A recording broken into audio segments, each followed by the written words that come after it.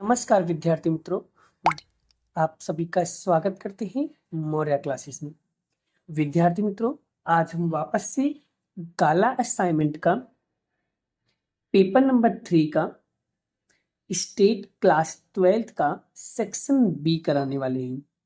Section B ये बहुत important होता है क्योंकि थियरी सब्जेक्ट होता है ना, इसलिए। क्योंकि अगर आपने स्टेट के अंदर सेक्शन ए, सब सेक्शन बी और सेक्शन एफ, अगर ये 3 सेक्शन भी करके जाते हो, अच्छे से प्रिपेयर करके जाते हो, तो 50-60 नंबर कहीं नहीं गया। देखो, 20, 10, 30 और 20 नंबर, वो 50 नंबर की तैयारी तो ऐसी हो जाएगा खाली ए बी एफ करने से।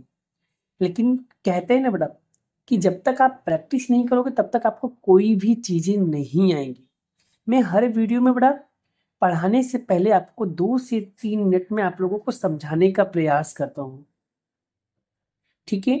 मेरा मेन मोटिव ये नहीं होता कि मैं सिर्फ वीडियो को बना दिया, कुछ भी आंसर कुछ भी लिख देने का, ऐसा नहीं करता हूँ बेटा।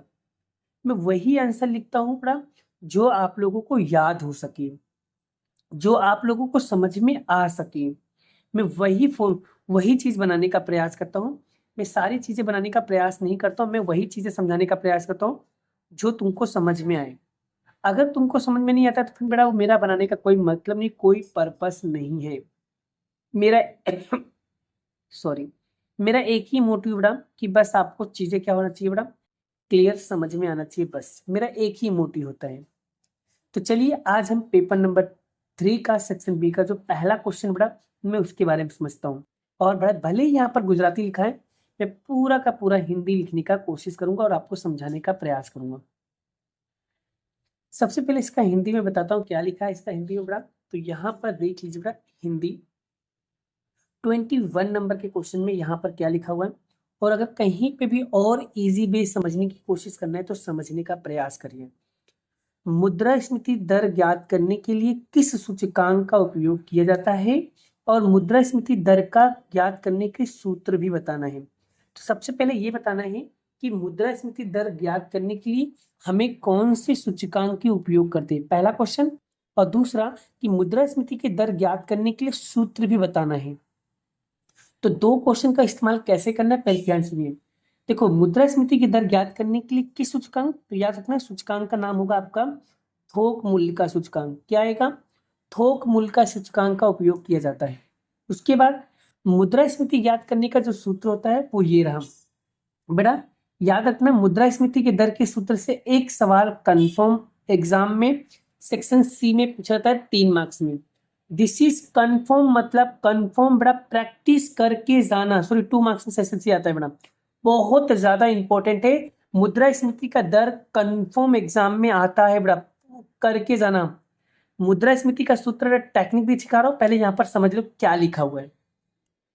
मुद्रास्फीति दर का सूत्र है चालू वर्ष के थोक मूल्य का सूचकांक माइनस गत वर्ष के थोक मूल्य का सूचकांक बटे में गत वर्ष के थोक मूल्य का सूचकांक। अब याद करने की टेक्निक, जो यहां लिखोगे वही आपको नीचे लिखना है, जो यहां लिखोगे वही आपको नीचे लिखना है। और यहां पर देखो, अब याद करो, देखो यहां पर आपको लिखना है चालू वर्ष, यहां पर लिखना है गत वर्ष मतलब पुराना वर्ष। चालू वर्ष माइनस पुराना वर्ष बटे में पुराना वर्ष, ऐसे भी लिखोगे तो भी दौड़ेगा। तो अब थोक मूल्य का उपयोग होता है तो यहाँ पर लिख देने का, सब में थोक मूल्य, थोक मूल्य, थोक मूल्य, तीनों में सेम आ गया। तो लिखेंगे चालू वर्ष के थोक मूल्य के सूचकांक माइनस गत वर्ष के थोक मूल्य का सूचकांक बटे गत वर्ष के थोक मूल्य का सूचकांक। याद हो जाएगा बाबू, याद हो जाएगा पक्का? बोलो बोलो जल्दी बोलो, पक्का? हाँ सर, बिल्कुल याद हो जाएगा। बस पहला क्वेश्चन आपके जेब में, आपका आंसर हो गया बेटा। मेरे 3 वीडियो बना दिया बेटा गाला का, paper number 1, paper number 2, paper number 3। तीनों 3 साल आपको याद नहीं हुआ तो बोलना मुझे। जाओ मेरा वीडियो देख के जाना। कंफर्म आपके 3 पेपर के सेक्शन भी रेडी। रेडी मतलब रेडी, याद तो हो ही जाएगा। मैं आपको रटवाने का काम नहीं करता हूं, मुझे सिर्फ और सिर्फ कॉन्सेप्ट से मतलब, बस आपका कॉन्सेप्ट क्लियर होना चाहिए। बस मेन चीज है क्वेश्चन को समझना। अगर आप क्वेश्चन ही नहीं समझ पाओगे तो आंसर नहीं लिख पाओगे। इसलिए सबसे पहला टारगेट आपका होना चाहिए बाबू क्वेश्चन। आगे क्या लिखा है बेटा? कार्य कारण संबंध के उदाहरण देकर समझाइए। बेटा यहाँ पर उदाहरण की बात करें, ना कि कार्य कारण संबंध की परिभाषा बोल रहे हैं। आपको परिभाषा नहीं लिखना है, यहाँ पर आपको उदाहरण लिखना है। चलिए, तो कार्य कारण संबंध का उदाहरण दीजिए। चलिए मैं आपको बताता हूँ। मान लो किसी भी विस्तार में वर्षा और चावल, ये दोनों का मैं उदाहरण ले रहा हूँ। देखो, अगर सिंपल सी बात है, एक लॉजिक याद रखना, अगर बरसात होती है तो चावल की जो फसल होगी वो भी अच्छा होगा। तो यहां पर वही लिखा है कि किसी विस्तार में वर्षा और चावल की उपज के उदाहरण में अगर बरसात बढ़ता है, अगर वर्षा बढ़े तो चावल की उपज भी बढ़ती है, अगर वर्षा घटे तो चावल की उपज भी घटती है। फिर से, बरसात होता है तो चावल बढ़ता है, बरसात घटता है चावल भी घटता है। ये वर्षा का एक तरीके क्या है बाबू, कारण है, और जबकि चावल क्या है, उपज का कार्य है। यानी बरसात एक कारण है और उपज, चावल का उपज क्या है, कार्य है। तो इस प्रकार से हम कह सकते हैं कि वो कार्य कारण संबंध दर्शा रहा है। आई होप याद हो गया होगा। बोलो बेटा, याद कर पाओगे? हाँ सर, बिल्कुल कर पाएंगे। कैसे लिखेंगे? किसी भी विस्तार में वर्षा और चावल के उपज के उदाहरण में मैं आपको पहला उदाहरण देना चाह रहा हूं। अगर बरसात बढ़े तो चावल का उपज बढ़ेगा, अगर बरसात घटे तो चावल का उपज भी घटेगा। बरसात एक कारण है जबकि चावल एक उपज का कार्य है। इस तरीके से कह सकते हैं कि कार्य कारण क्या है, संबंध दर्शा रहा है। आई होप आपको बड़ा ये 22 नंबर का क्वेश्चन भी क्लियर हो गया होगा। Next clear. चलिए 23 नंबर का क्वेश्चन देखिए बड़ा। 23 नंबर का क्वेश्चन क्या लिखा है? नियत संबंध रेखा के अनुयोजित के लिए कौन कौन सी विधि है और उसमें से श्रेष्ठ विधि का नाम भी बताना है। तो बाबू यहाँ पर सबसे पहले नियत संबंध रेखा का अनुयोजित करने के लिए दो विधियां हैं। कितनी विधि बाबू? दो विधि हैं, जिसमें से पहला है विकर्ण आकृति की विधि, दूसरा है न्यूनतम वर्गों की विधि। पहला है विकर्ण आकृति की विधि, दूसरा है न्यूनतम वर्गों की विधि। और अगर आपसे पूछ रहा है कि सर इसमें से श्रेष्ठ विधि कौन सा है, तो श्रेष्ठ विधि है न्यूनतम वर्गों की विधि। बोलो बाबू, याद हो जाएगा? बोलो जल्दी, हाँ सर, हाँ बिल्कुल याद हो जाएगा। अरे भाई कमेंट तो करो यार, वीडियो देख लेने से काम नहीं चलेगा आपका। कमेंट करनी पड़ेगी, अटेंडेंस देना पड़ेगा, लाइक करना पड़ेगा, शेयर करना पड़ेगा, तो ही काम चलेगा भाई। आपके लिए इतना डेडिकेशन से वीडियो बना रहा हूं, आपको समझा रहा हूं, आपकी तो इतना तो आपका बनता है ना बड़ा।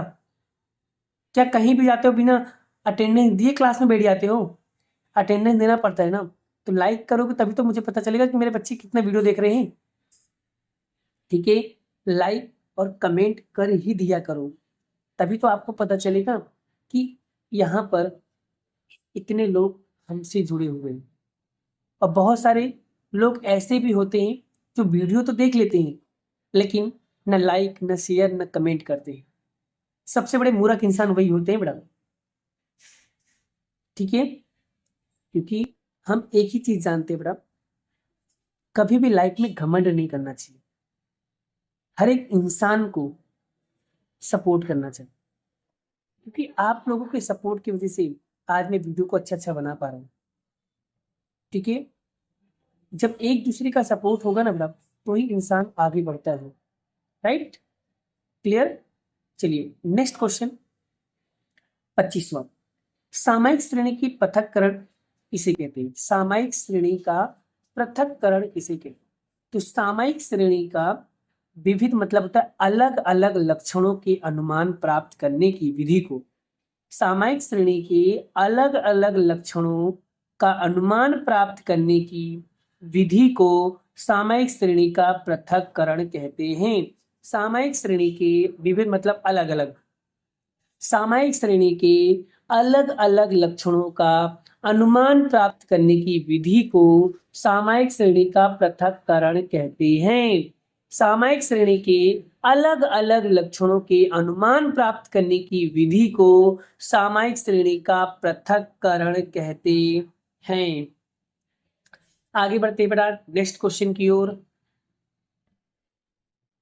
चलिए, ए और बी परस्पर निवारक घटना और अंतर घटना ए मई डेश बी का वेन आकृति बनाइए। तो बाबू वेन आकृति आपको एकदम परफेक्ट वे में बनाना है बड़ा, बनाना है। तो देखो बड़ा, इस तरीके से बड़ा आपको परस्पर निवारक घटना का आकृति बनाना है और इस तरीके का अंतर घटनी का बनाना है। तो बड़ा देख लेना, अगर परस्पर निवारक घटना होगा तो एक घटना बी घटना दोनों अलग अलग होगा। अगर अंतर घटना होगा तो एक घटना एक मतलब एक घटना बना दूसरी घटना नहीं बन रहा है, उसे अंतर घटना कहती हूँ। मतलब एक घटना बने, मतलब ए घटना बने परंतु बी घटना ना बने, तो उसे हम अंतर घटना कहते हैं। ठीक है, क्लियर हो बड़ा। तो इस तरीके का बड़ा वेन आकृति बनाई जाती है। इस वेन आकृति के चित्र वगैरह देख लो बड़ा, आपका कॉन्सेप्ट क्या हो जाएगा, क्लियर हो जाएगा। आई होप, आशा करता हूँ बड़ा आपको ये टॉपिक क्लियर हो रहा होगा। ये देख सकते हो बड़ा, ये अंतर घटना है और ये परस्पर निवारक घटना है। देखो कितना परफेक्ट वे बना है। इस तरीके से एग्जाम में प्रेजेंटेशन करके आओगे ना, आपको बहुत अच्छा मार्क्स मिलेगा। चलिए बढ़ते हैं आगे क्वेश्चन। चलिए बड़ा नेक्स्ट क्वेश्चन, द्विपदी संभावना वितरण का बाबू विधेय नहीं होता है, इसको बोलते हैं विकलन। ठीक है, तो बड़ा याद रखना, द्विपदी संभावना वितरण का जो विकलन होता है बड़ा, वो किस तरीके का फॉर्मूला होता है। यहाँ पर एक फॉर्मूला है बड़ा, याद रखना, पी एक्स बार बराबर छोटा एक्स। ठीक है, फॉर्मूला क्या होगा, तो P X equal to N C X. याद करना बड़ा, जैसे बता रहा हूँ वैसे करना, एन सी एक्स, फिर पी के ऊपर एक्स, फिर क्यू एन माइनस एक्स। ये फॉर्मूला बड़ा, इसको याद रखना।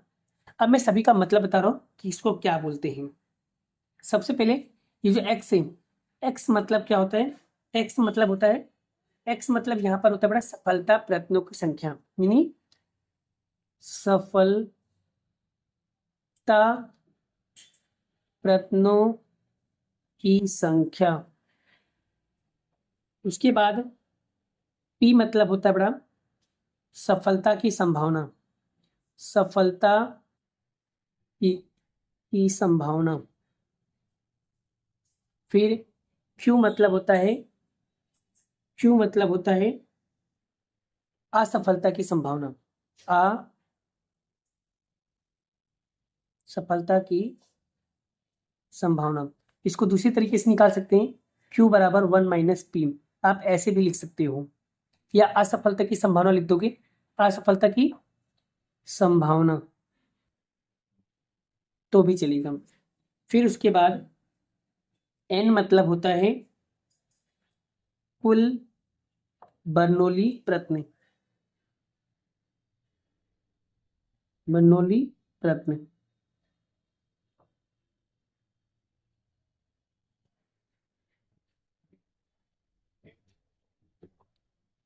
बर्नौली प्रयत्न,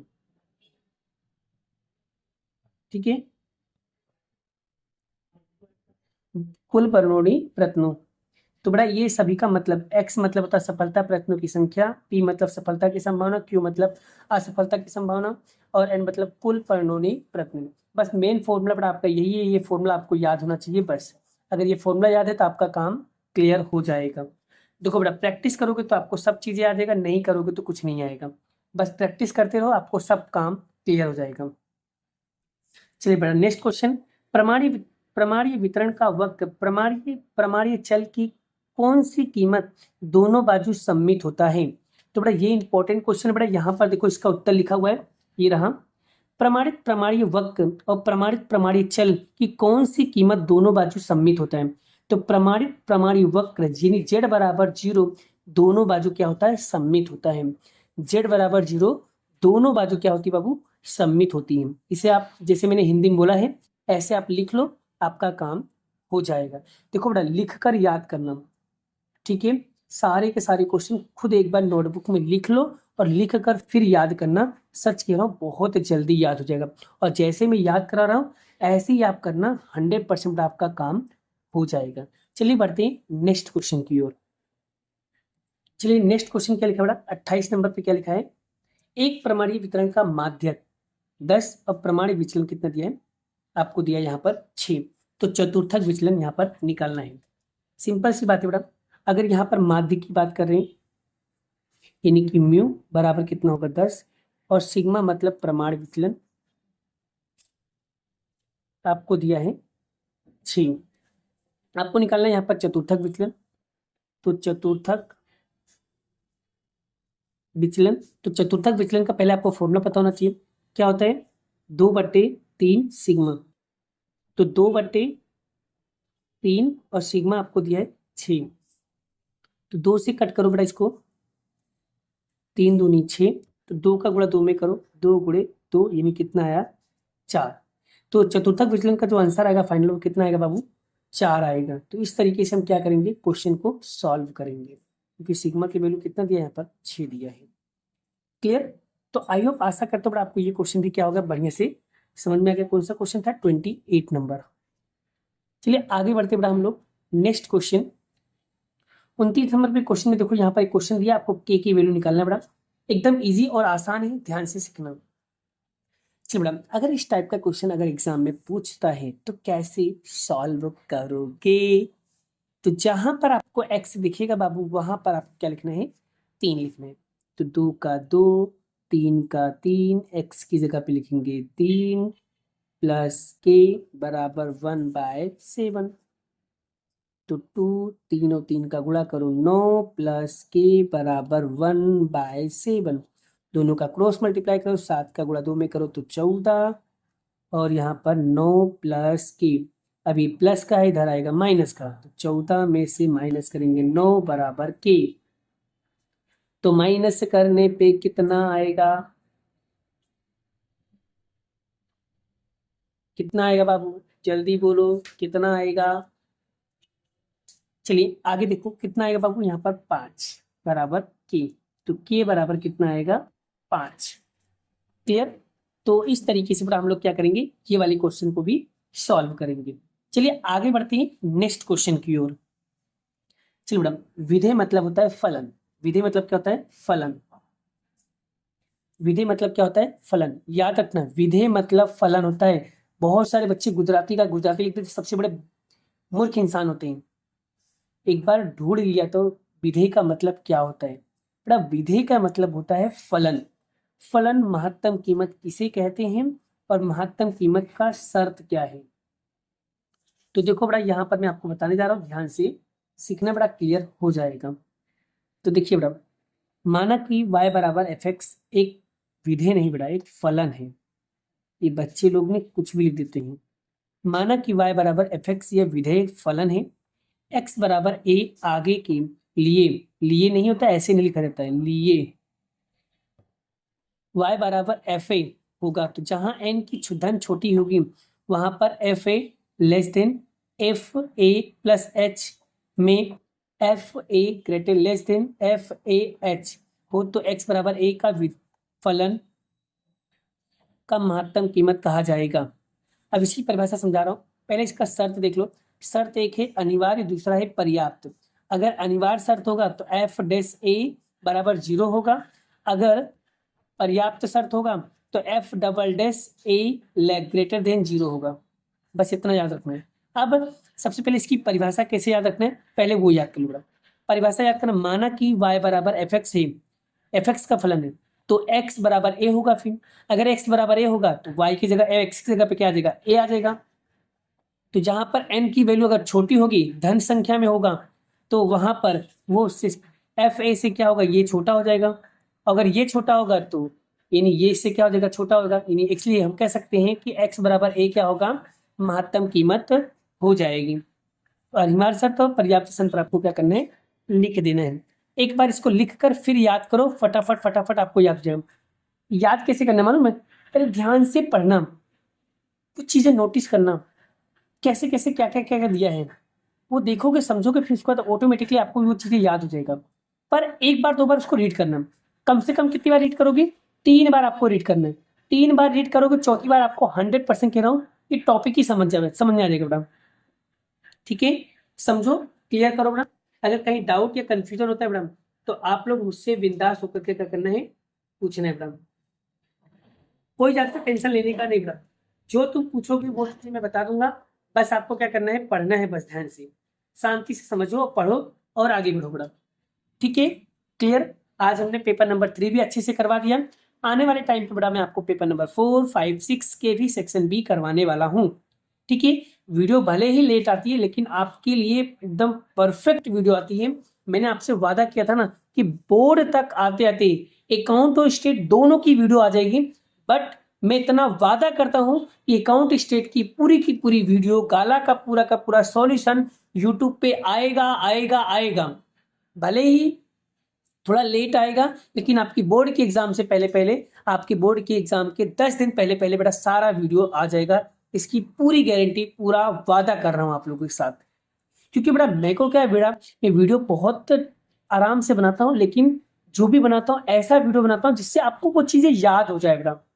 मैं आपको रटवाना नहीं चाहता हूँ, मैं आपको समझाना चाहता हूँ। कम पढ़ाऊं लेकिन ऐसा पढ़ाऊं कि सीधा आपके दिमाग में घुस जाए। ठीक है, चलिए बेटा बस आज के दिन इतना ही, मिलते हैं नेक्स्ट वीडियो में नेक्स्ट लेक्चर के साथ। राधे राधे।